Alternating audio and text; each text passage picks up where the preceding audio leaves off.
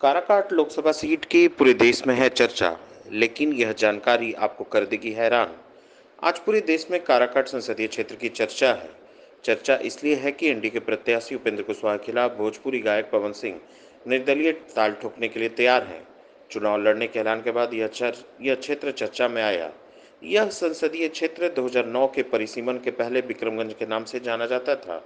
इस क्षेत्र से कांग्रेस के दिग्गज नेता अवधेश सिंह ने जीत हासिल की।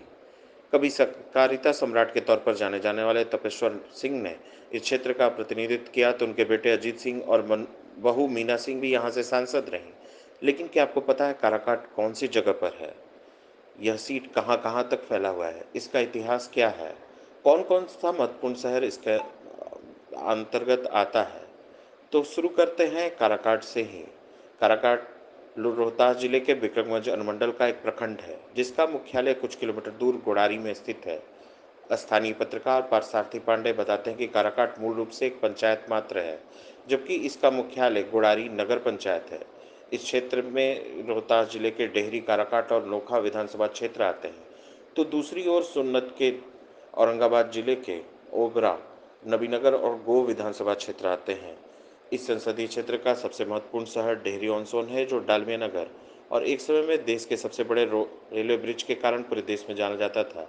इसी शहर डेहरी ऑन सोन में रोहतास जिले का पुलिस मुख्यालय है।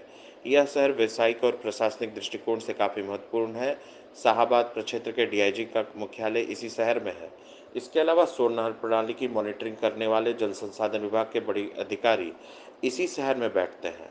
विक्रमगंज शहर इसी काराकाट संसदीय क्षेत्र का हिस्सा है, जो अनुमंडल मुख्यालय है, जिसकी सीमा भोजपुर और बक्सर जिले से लगती है। आपको शायद पता हो कि चावल का कटोरा पूरे शाहाबाद को जाना जाता है। नोखा इसके उत्पादन का सबसे बड़ा केंद्र रहा है।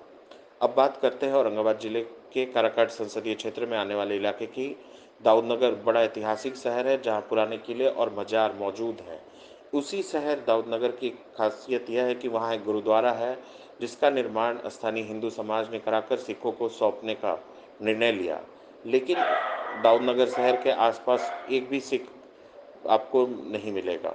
पास के नबीनगर में एनटीपीसी और बीआरबीपीसीएल की बड़ी यूनिट का निर्माण हुआ है, जहां बिजली का उत्पादन होता है। नबीनगर इलाके की इस निर्माण ने पूरी तस्वीर बदल दी है।